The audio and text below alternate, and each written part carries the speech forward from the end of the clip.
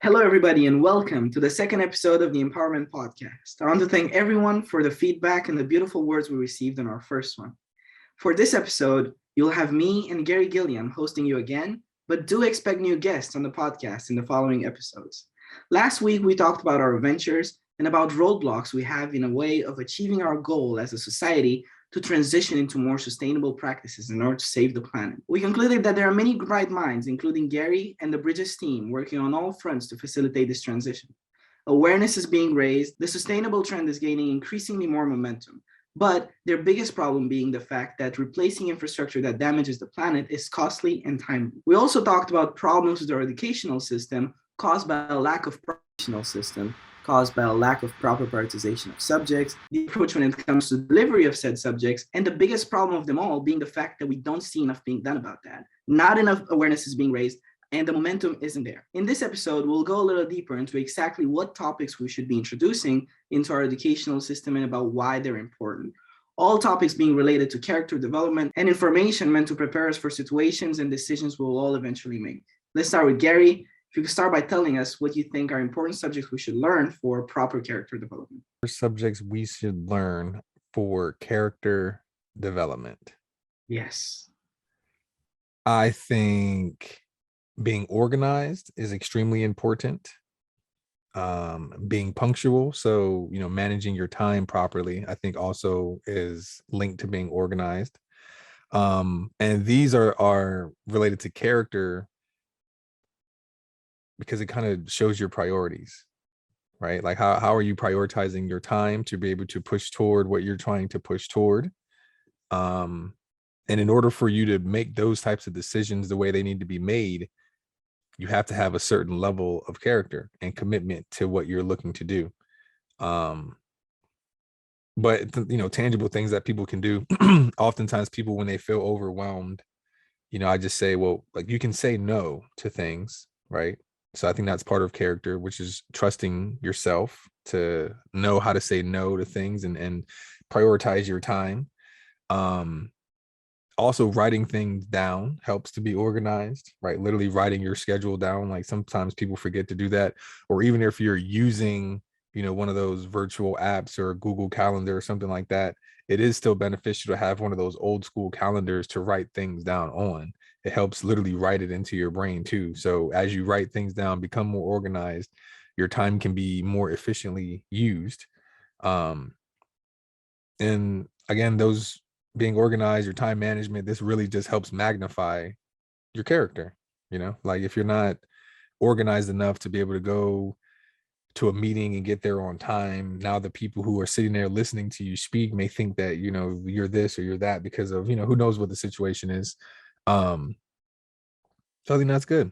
I think that helps build character. It helps you prioritize your time, helps you organize what you're looking to do, and those things again build character. How did you manage your time as an NFL player back in the day? Well, as an NFL player, our time is managed for us. Oh, wow. Well, I mean, obviously we can. This is how, right? So we have a schedule. We got to be, at the building, depending on what team you're on, maybe between like 6 and 7 a.m. I think the official start time was probably like 7 or 7:30 for like workouts. But as players, we kind of hold ourselves accountable to come a bit early, because the NFL has certain rules about having organized team activities between certain times. But we understand that having maybe a little bit extra time in the beginning of the day, we'll all maybe, have a little bit less sleep. But these extra meetings that we have that are player run meetings earlier in the morning will help set us apart from any other teams, right? So anyway, get to the building about 7, 6, 7, grab breakfast, hit your meetings, hit your workout. Then you've got full team meetings, special team meetings, offensive unit meetings. Then you break down into offensive line meetings. Then sometimes you've got specific like tackle meetings, specific to your position. And these are all throughout the day. And what these meetings are installs, right? So what are the plays that we're going to be putting in this week? Who this is our opponent, this is the defense or the offense that they run, and these are the plays that we have in our toolbox that we can pull out and play against them. So we got to know what everyone's doing, right? As an entire offensive unit, definitely. So we have our whole offensive unit install, but then we break it down a bit more granular, like I said, into our position groups and then into our specific position itself. So those meetings, like most people don't realize that like a lot of an NFL day is sitting like in a classroom and listening to your professor, your coach, like go over film and go over plays and go over different scenarios. Like if this happens, this is what we do. If this happens, this is what we do, right? And then once all that's finally, put in for a few hours, so pretty much from 7 until lunchtime, right? Eat a light lunch because after lunch is normally practice, right? And then you got practice, which is probably about, an hour and a half, 2 hours. You go out there and practice. You got your individual drills, same that we just had a meeting. We got offensive drills, position drills, unit drills, special teams drills, and every single one of these drills is recorded, right? So what they're recording is our steps, right? Are we taking the proper step here, our hands in the right place, right? They can see all that stuff from what they're recording, got all angles, right? Top angle, behind angle, side angle, and that's what we're watching the next day, right? Watching our film to get better. So anyway, meetings 7, about noon, we'll say lunch, hit practice about 1, get out of practice about 3:30, let's call it 3:30 after you've done stretching and things after. And then normally you've got take a quick shower, do a little bit more stretching if you need it, but then we go right in and watch practice, right? So our coaches sit us down, we have another meeting where they pull up what we just did. And like, all right, oh, you missed a block. Like, why'd you miss the block? This is why you missed the block. Don't miss the block again. Like, what I'm saying? Like every single day, every single drill, every single person, right? So they go through every single person's thing. All right, here's a left tackle, one play, same one, left guard, center, right guard, right tackle. So we watch the same play literally 5, 10, 15, 20 times while they're correcting each person every single play, right? So that's right after practice. And then that leads you then normally into about dinner time. And depending on if it's in training camp or if it's in the season, you have dinner there and or you go home and have dinner at your home. A lot of guys end up eating at the facility because then later in the day they've got to take care of their body. So hot tub, cold tub, getting some treatment in, meaning massages. And I'm not talking like spa massages. I'm talking like digging in your back and it's like you can barely breathe type. I've done one of those the other week. It's horrible. I don't know. Yeah, not fun. Cryotherapy, all that. And then you might get home about 7:30, 8 p.m. depending on where you live at or how long you're going to be doing recovery, what's going on that day. And then again, pop up, you get home. If you had dinner at the facility, that's advantageous, but if not, then you grab a quick bite before you get to bed and then wake up in the morning and do it all over again. And that's 6 days a week. And the only day off that most teams have is on Tuesdays, depending on if they got a Thursday game or a Monday night game or whatever. But yeah, so that was again, the schedule was made for us, literally. Like almost, it's like you didn't have like the guys that get in trouble are like, dude, when do you get in trouble? Like we didn't even have time to get in trouble in the off season, right? That's when guys, because our schedules are made for us so much in the in season. In the off season, you do get to make your own schedule, right? So I always tried to mirror mine with how it is in season, right? Waking up at the same times, trying to work out at the same times, trying to eat at the same times, do my recovery very similar, just so my body is in that routine. Keeping up the habit, right. So yeah. Wow, I had no idea. Like I would have expected much more workout, much less strategy, but it's much more strategy than workout, as I see working out. Yeah. And how did your schedule and how did your approach in time management change when you founded the Bridge and became a CEO? Yeah. So actually still tried to keep it very similar, right? Because like this would be like a let's call it a offensive install or something like that, right? This time of day is normally when I would be sitting down and interacting, Tackling ideas. what I'm saying, thinking of things, right? Exactly. So in the morning, try to get a workout in before I sit down and do all this work and work for a few hours, take a break, have lunch. And now instead of having a practice or a second workout, I've got more meetings, and or depending on what day it is, I'll take a break and spend some time with my family, maybe go to the playground or something like that. Come back, lock in on some more meetings, pop off, I end earlier now, which is nice because now I can spend more time with my family, actually sit down and have dinner. And then pop up early in the morning and do it again. I don't set an alarm in the morning because I don't ever have a problem waking up. Like I literally just wake up about 4 or 5 a.m. all the time. Oh Just wow. yeah, Uh, naturally. So yeah, that's if you and I think that's yeah. because that's what I did my whole life. And not even just with the NFL, but like, at Penn State, it was also like being in the NFL. Like our job in college, aside from being students, is being football players. So getting up early to have workouts before class, going to class, coming back, having practice, right? But instead of in the NFL, instead of class, it's now our meetings and things. And then in high school, I went to a boarding, or not even just high school, middle school, and elementary school. I was at a boarding school where we were all woken up at 5:45 in the morning, had to go do chores, have breakfast, go to school. I was always in athletics. So then I went to a sport, came back, ate dinner, had study hall, and went to bed, right? Like my whole life, like my life has been very, very scheduled. And 5:45, 5:30, 5:45 has always kind of been like the latest that I've ever had to be up. So like I just naturally kind of pop up. Yeah, you triple majored. So you have a major in business administration, you have a major in advertising and psychology Yes. while you were like training to become an NFL player. So how did that go? Tell me more about that. How did that go mentally for you, but also when it comes to managing your time and just having a life in general? Right, right.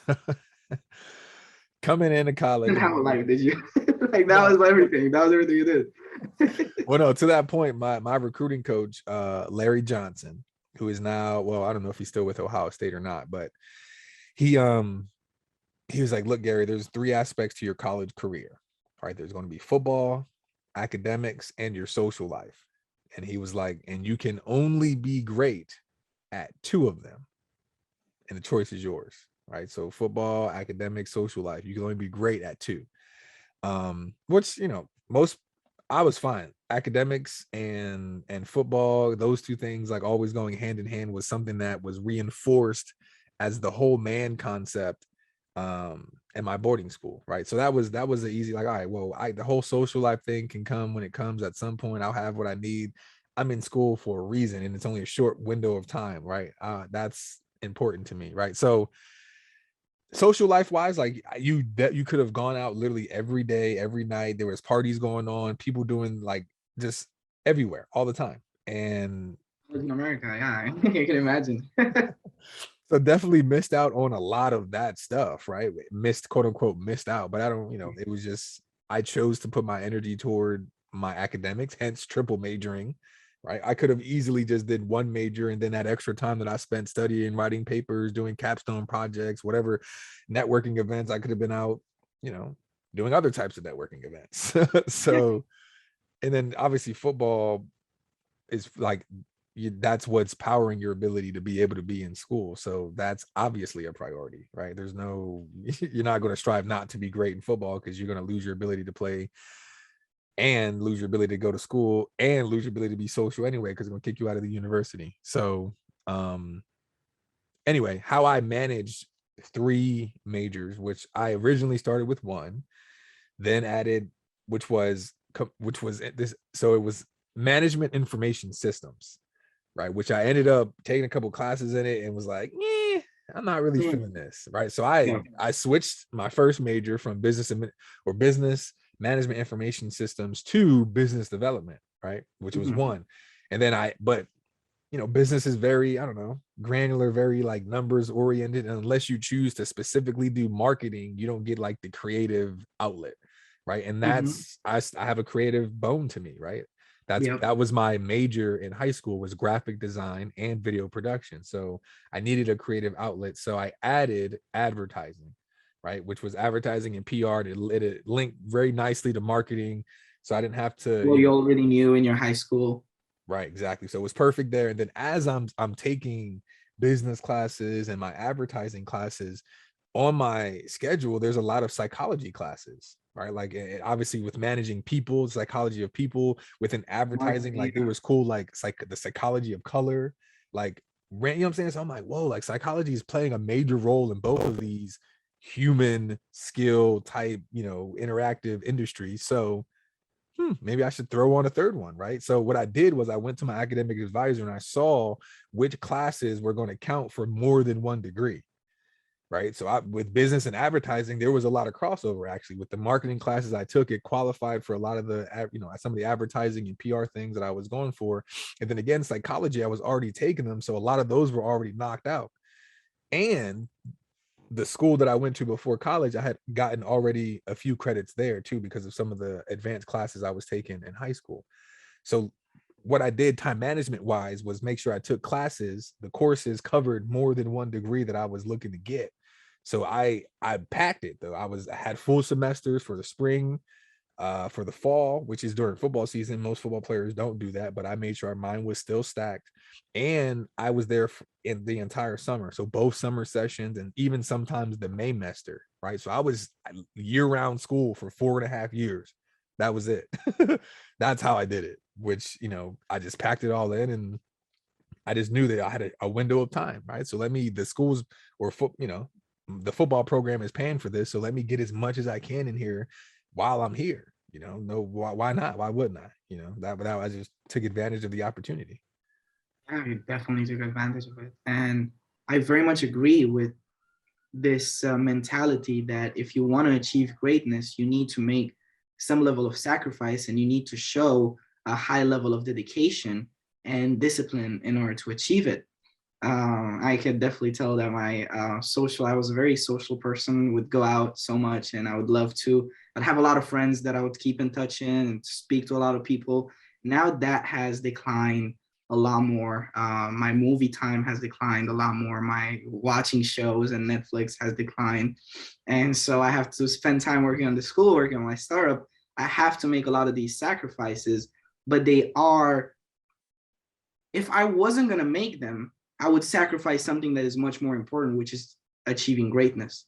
So I would either sacrifice the movies or I would sacrifice achieving my life's purpose. So I think it's a good deal that I made. I think it's a great deal that you made, and you take advantage of this great opportunity that you had.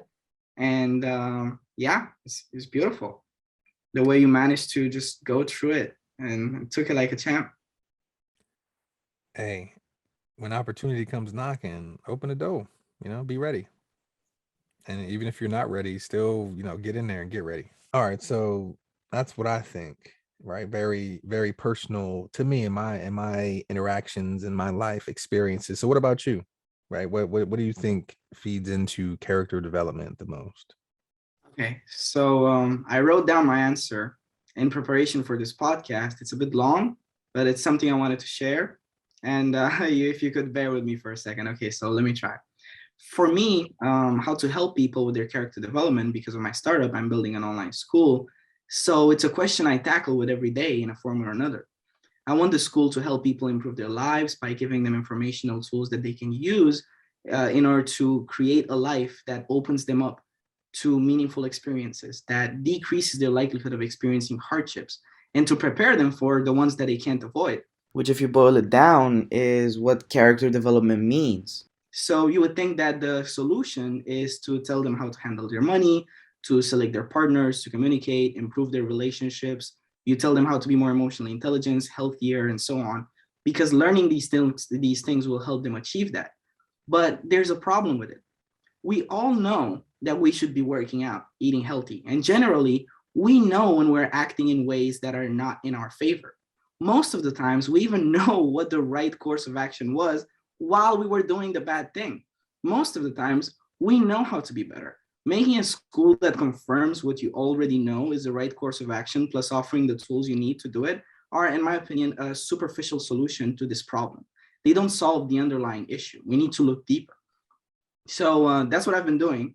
And in my pursuit of finding a solution, I started studying human nature through various scientific, historical, and philosophical disciplines.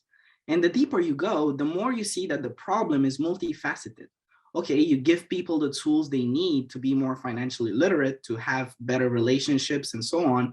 But those tools already exist, and people aren't seeking them. And why is that? I came up with something that resembles an answer, and it all started when I was looking at the human psyche through the eyes of Carl Jung. a renowned analytical psychologist that I'm a big fan of. What I learned from him is that as a result of human children imitating the behaviors of their parents, generation after generation, we have created this unbroken chain of psychological imitation that is going very far back in human history, creating a reservoir of psychological predispositions that are automatically inherited by each human being. We pass the information learned through our DNA, and it has been reinforced generation after generation due to its usefulness. These perspectives and patterns of behavior have infiltrated into our psyche, and through the ages, they have become a part of the underlying structure of our reality. Our instincts, the concepts of good and evil, fairness, the fact that we have goals, the fact that we seek meaning, the fact that we seek religious experiences. This is our conscience I'm talking about. That voice in our heads that guides us, that tells us how to be better, in it echoes the wisdom of 1,000 ancestors, if I may have the poetic liberty to put it that way. But we don't seem to follow it. And that is because we also inherited systems inside of us that are preventing us from acting out on that calling. It often happens for you to be aware of what you want, or to know what you could do to figure out what you want. You see the goal, you know what it takes to achieve it, but you can't seem to get yourself to do it. You sometimes have your own self standing in the way of doing what you want. There are so many ways in which unconscious systems from inside of us are standing in front of what we would classify as a desirable outcome. You are not in full control of you. And in order for you to have a chance at gaining control of you, you need to start understanding yourself, which is the first step towards conquering yourself. And conquering yourself is the first step towards freedom, removing the restraints that are stopping you from acting in accordance with your conscience. And if you do it, you will be able to overcome your fears, be accepting of the situation you are in, go in directions that are uncomfortable for the greater good of yourself and others. You will have the discipline to do that, mental strength, empathy, a heightened ability to understand what others are communicating with you, and more. But before getting there, we need to understand what we're susceptible to. We need to understand our biases, ways in which we can fool ourselves, ways in which we can stand in our own way towards success. And yes, the process is hard. Conquering oneself is a human's most important and difficult task. And as my co-host Garry said, if you want to change the world, you need to start with the one in the mirror. Or as Buddha, who's renowned for his ability to understand human nature, who was aware of the phenomenon that I was just describing, a man said this: a man who conquers himself is greater than the one who conquers 1,000 men in battle. He considers the one who conquered themselves as greater than the one who conquered 1,000 men. And I find that to be very accurate, because you can be capable of defeating 1,000,000 men in battle, but still not be able to control yourself, still not being aware of what is going on inside of you, letting emotions take over you, unable to accept yourself or the situation that you're in, unable to love yourself, to find meaning and happiness, not having access to that state of enlightenment, of acceptance. Gaining a deep understanding and control of yourself is the ultimate success. And it is very important to teach that in our schools early on. The information is there, the tools are there. We just need to deliver them to people. It is of the utmost importance for our society's individuals to understand how their brain works and to create the infrastructure necessary in order to facilitate the successful delivery of this information to our young. After thousands of years and hundreds of thousands of humans documenting their trials and discoveries of the many roads you could take toward being able to remove those constraints that are preventing you from acting in accordance with your conscience, toward gaining freedom, we managed to find patterns that help us figure out what constitutes the self and good ways to live and tools we can use to get there. Analysis after analysis, then meta-analysis after another, we managed to boil it down to its fundamentals in the most abstract ways. Abstract tools that transcend where you are on the timeline, the country you were born in, experiences you had, new technologies, or whatever new iPhone comes out. Now, with the advent of science, we have strands of sociology, anthropology, psychology, neuroscience, philosophy, and even religion merge in ways that allow us to have a deeper understanding of those unconscious systems and tools we can use to control them, or not control them, to use them in our favor, to be more precise.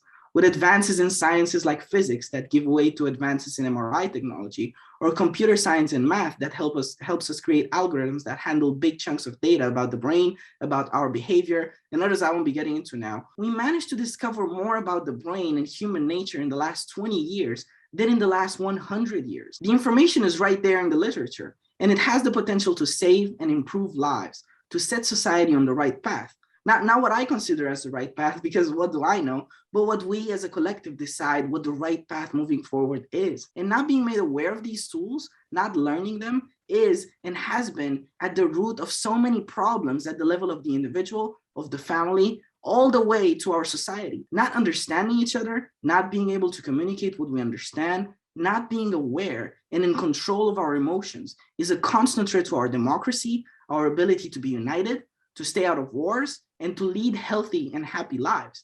At what point does this become unethical to keep it away from the masses? What we need to do, and what I'm trying to do with my school, is to encourage people to listen to that voice, to help people remove the noise that prevents them from listening to it, that prevents them from acting in accordance with their conscience. And then the desire to learn how to be better and seeking improvement comes as a consequence of listening to your inner self. And so to finally answer the question, I think the best thing you can do to help someone develop their character is to encourage them to listen to their inner voice, to help them remove the noise that is preventing them from acting on it, and to provide the tools that they will need in order to help them achieve what they are now seeking to achieve.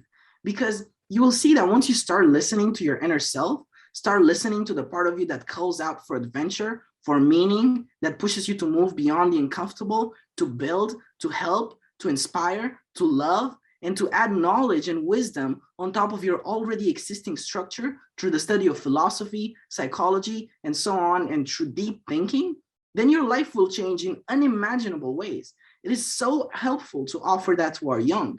It should be at the center of everything we teach them. It is mind-boggling to me that our system of mass education prefers teaching people geography over offering these tools. And I'm not sitting around watching it happen. So that's why I'm building the school. So this is what I wrote to prepare for this podcast. I know it's quite a lot and maybe a bit all over the place, but I felt the need to express it and share with you. What do you think? Sheesh, on fire, preaching out here. Yeah, I know. I love that. Every bit of it, every single bit of it. And then how you quantified it. Listen to the inner voice, right? It is the voice of 10,000 ancestors, literally in your DNA, things that were imprinted on you on the developmental psychology level, interactions that you've had with people. I oftentimes say that nothing of myself is original. I am a sum of everyone I've ever met, and shoot, even not even met too, right? To your point, literally in your DNA. So that inner voice, that yes, that no, that this, that intuitive repulsion, if I may, is solid. It's coming from, again, the experiences of millions of ancestors that can trace back, to your point, right? Generations and generations and generations. Like, that's powerful and true. I love it. Becoming conscious was a laborious, age-long process that took a lot of trial and error. And so a lot of people died acting out on the wrong information, or acting out on information that turned out to be wrong. And the ones that acted out on the information that we have now inherited are the ones that managed to, win, reproduce, survive, and make children, and they survived, and so on. And so it's a lot of wisdom. It's a lot of it's filled with things that worked, because the ones that didn't work didn't manage to reproduce. And statistically speaking, I mean, some that learned things that didn't really work managed to survive and reproduce, but the majority are the ones that did the right things. And we inherited that. And then they taught them to their young, and so on. So we gather so much now through science, through literature, and we need to, give it to our people, because it hurts me that so many people go through life without knowing these things, without understanding themselves. Many times people have problems. Why do I have so much anxiety? Why do I have depression? Why do I feel so sad all the time? I don't want to feel sad. I don't want to sit around all day and fool around. I actually want to have a purpose. I don't even know where to pick up a purpose. I just know I want to have a purpose. No one is giving it to me. I go to the school, I ask my teacher, hey, I want to have a life's purpose. What do they tell me? Study for the test, study for math, study physics, study calculus. I don't know. It's just, I don't understand why. How did that come to exist this way? Because it doesn't make any rational sense. I feel it doesn't make any emotional sense either, if you can use that as a description. It's just such a superpower to be able to conquer yourself, such a superpower to be able to be free. It's such a superpower to be able to act on that conscience without having to be restrained by your impulses and by short-term gratification and by all of these things. And no one is teaching us how to do it. And the thing is, there's a lot of information that we can use to help us manage that.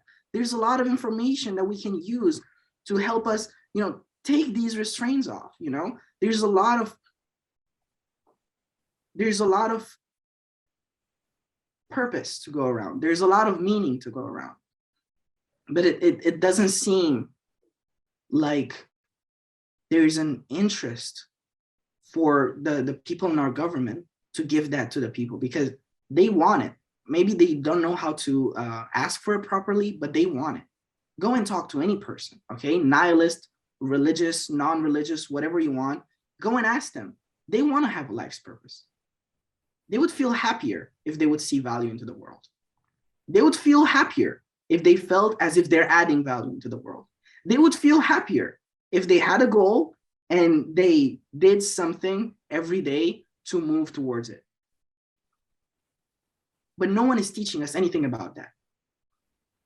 They would be happier if they were able to manage their emotions properly.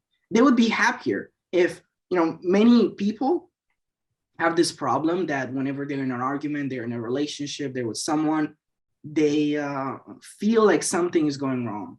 They have concerns about the partner that they have. They have something that their parents do that they don't like. They have something that their sister does that they don't like. They want to communicate it to them, but they don't know how to. Okay, so they either don't, and that affects their relationship, and that affects their mental health, or they do, and they do it in the wrong way, and that starts fights. And then again, it has its consequences. Okay, so we don't learn anything about how to handle situations like that. Okay, we have many of us, not me luckily, but many of us have parents or family members that are addicts. Okay, no one is teaching us how to handle that. Many of us will deal with addiction in our lives. Okay, whatever type of addiction it is. It could be porn addiction, that's a smaller addiction. It can be heroin addiction, that's much bigger, badder addiction. But we don't learn anything about how to deal with that. Okay, we have, especially now in our age, and we have people who are wondering about, what sexuality do I have? What gender do I want to be? What this and this and that. They have so many questions about their sexuality, about their gender, about their identity. And, you see at some high schools and at some universities, some sexual education classes that they have, these courses once every couple of months, they have these seminars. And some people, I imagine they're like really looking forward to that sexual education class because they have all these questions and they want to figure out, maybe they'll get the answers finally. Then they will go there, what they'll see in their sexual education class, wear a condom. That's it. What is that? Wear a condom, don't rape. Thank you. It's not good enough. It's not good enough. And the results of that are played out as we speak, like we talked in the last podcast. Since the last couple of years, suicide rates in our young have increased threefold, 3 times. People are killing themselves. People are being divided. People who have the same goals, okay? I am not willing to believe that, people on the left side and on the right side, I'm talking about the majority, not about the extremities. I am not willing to believe that both of them don't want the world to be better, okay? Both of them want the world to be better, but each thinks the other is a demon. and the other is a horrible person that wants to destroy the world. Okay, that is not because both of them have terrible intentions. Okay, that is because there's an error of communication in between them. There's an error in the way in which they manage their emotions and in which they're expressing them. There's an error in which they go about debating it and finding a solution. I'm not saying this is better. I'm not saying that is better.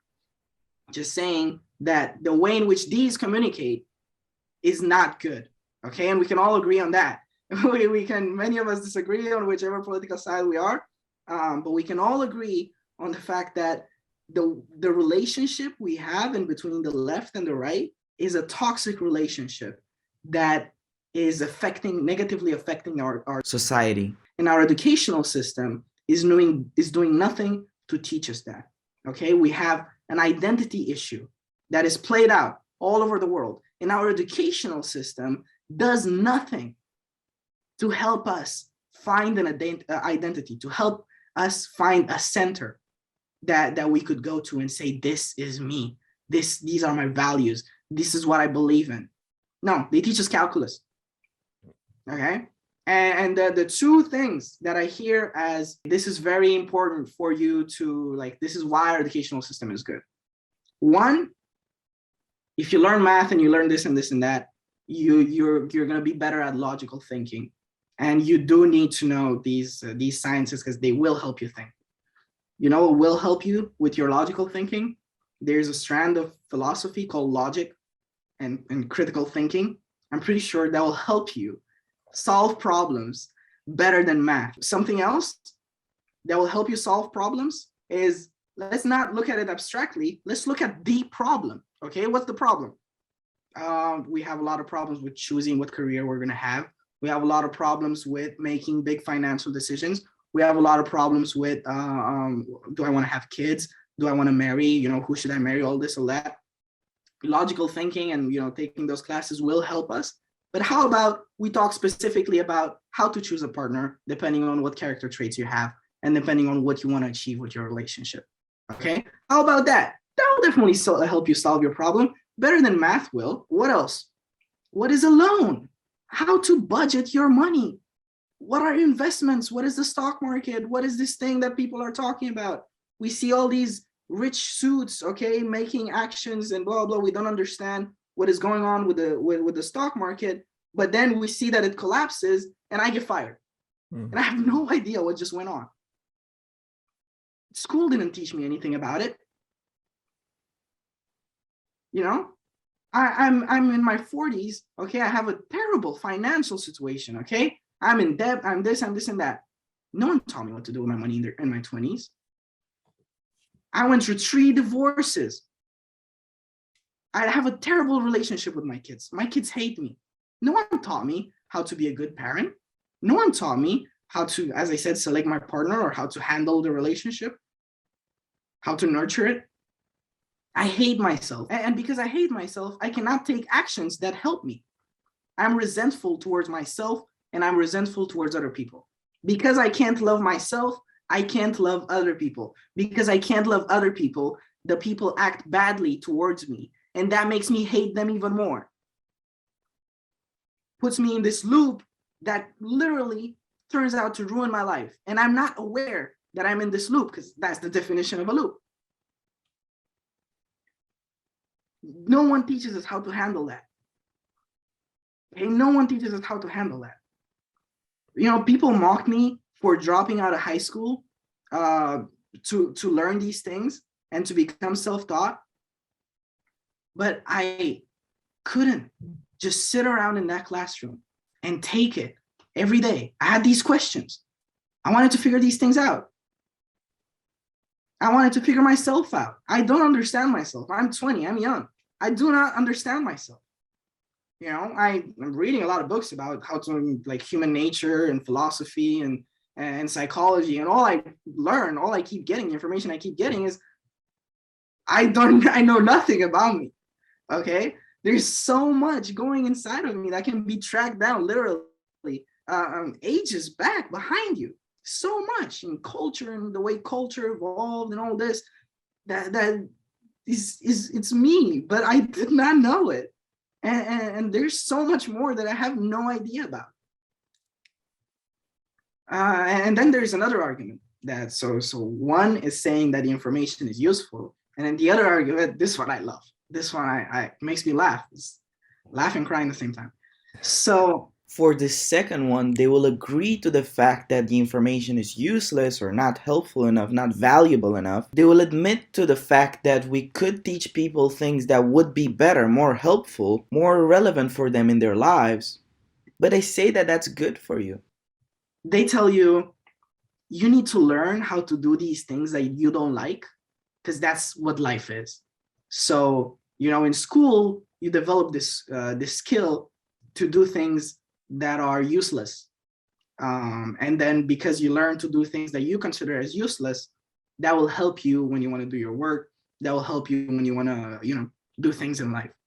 Because the ones that are disagreeable and the ones that do not agree with the way school goes usually do not agree with a schedule, with discipline, and this and this and that predicts your failure. And so academic success means you are able to do things that you don't feel like doing, and that generally predicts conscientiousness. That predicts success, together with trade openness and intelligence. Well, okay, how? Why?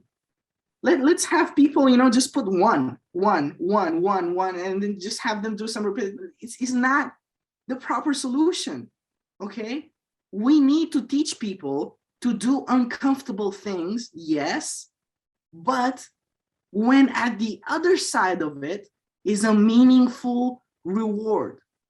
Okay, you do something uncomfortable, but as a result of you doing something that doesn't feel good for you to do, you achieve something of value. You gain lessons that will forever impact your decision-making process, the way you handle your emotions, or your outlook on life. You become healthier. You improve your relationship. Okay, you help someone else. Yes, learn how to do things that are uncomfortable, but learn how to do things that, as I said, there's something on the other side. So there's a big point that people are missing when they're making that argument. And these are generally the two arguments that I received for why our educational system is the way it is. I'm not happy with those arguments. And generally, anyone who's willing to sit down and speak with me for more than an hour or two tends to agree with the fact that we need to make changes in our educational system. And as I said, I'm not willing to sit around and watch it happen, to watch nothing being done. I want to be part of the change. And so I'm making the school. And I'm going to say it to anyone who's willing to listen. And I'm going to work as much as I can, make those sacrifices that I was talking about, in order for me to deliver this information to the people, in order for me and the world, team, build a team, etc., for us to raise awareness about the gravity of this problem, and for us to finally start implementing solutions that would reach the masses. So yeah. So let that marinate for a little bit. Let that breathe. Yeah. Shoot. No, that was so good. That was so good. That the EQ, the emotional intelligence, I think has been strategically removed from our educational system, because that emotional intelligence and that self-love leads you to be self-sufficient. And too many self-sufficient people don't rely on a government and do not rely on a CEO, right? So in order for the system that we've created, this said democracy, we need to have a class of individuals who are not as educated, not even just in IQ or in school, but literally emotional intelligence. So I think, which I don't think that needs to be the case for the way we build our society, but that is the way our global society is actually set up. Which is why, if you think about when this kind of modern schooling system, I'll speak, here in America, how it's been set up, it was in the early 1900s, and it was set up by like Ford, the guy who created, the vehicles. And some of those individuals, and it was literally to create workers. Like the time you go to school, the Getting time you you in have here. lunch, the time you get off, like standing in a line, punching in, punching out, like learning these mundane tasks about, measuring, and yeah, those things are useful in a factory 100%, right? So those were the founding fathers of our educational structure. So no surprise that there is no emotional intelligence intertwined in that, because that was not needed in what the work is that they needed these workers to be doing. Now, in this day and age, it is different. The barrier to entry into an educational platform is not, it's this. This is an educational platform. It's, one is a whatever they say, two is a crowd, whatever, how that thing goes. You can gather people virtually a lot and get a message out, especially ones about emotional intelligence and how to, like, we all as humans go through a lot of the same problems. So like, why don't we share how to get through those problems? To your point, like, people are going through divorces, or they're going through this or through that. Why don't, like, there should, like, that, not calculus, not how to, do trigonometry and the hypotenuse and this, that, and the third. Like, how about how to cope, how to talk to somebody who's possibly suicidal, right? How about those types of things? Like, I agree with you. And I think as we transition, as we move forward, right, you're seeing even like corporations like Amazon and Bezos, like he has his own academy, right? And we see things like the Montessori learning systems, or even schools like Milton Hershey School with our early childhood learning center. Like, a huge aspect of our curriculum and our whole child experience was and is spiritual wellness, right? I think that's also linked to your emotional IQ and your emotional intelligence and some of those things. Incorporating meditation and breathing into things, right? Kids nowadays, like, on kid stations, they'll have like little songs like, when I'm upset, before I make a choice, make sure I count to 4, 1, 2, 3, 4. You know what I'm saying? Like, let me breathe, like, which is cool to see. And it's like, okay, like, somebody realized that was strategically removed from our education as we become adults, and as the adults continue to become older adults.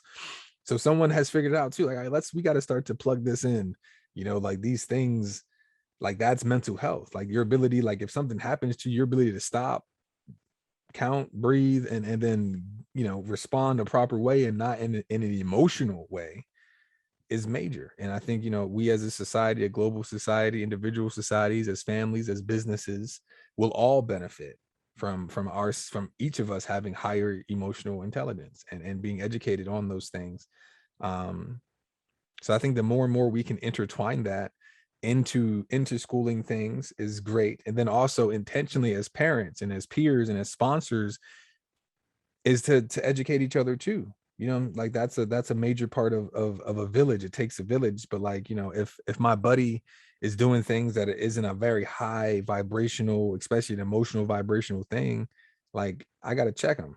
Like, bro, like, we can't be doing that, like, because of this, that, and the third. Like, not just on some like ego stuff, but like, look, this could have an effect on such and such because you said this. Like, you got to think of it that way, like. And that goes a long way. And it takes the reinforcement from your peers, for those things to really sink in, because you can hear it from your parents, you can see it in school, but until your peers are locking in on things like that, right, until this becomes a cultural norm, Yeah, it has to become a cultural norm. right, then that's when you start to see real change. And I think we're, starting that, and I'm excited to kind of see how it continues to develop in the future. Yes. Well, this concludes for the end of our podcast, right? We talked about a lot of great things.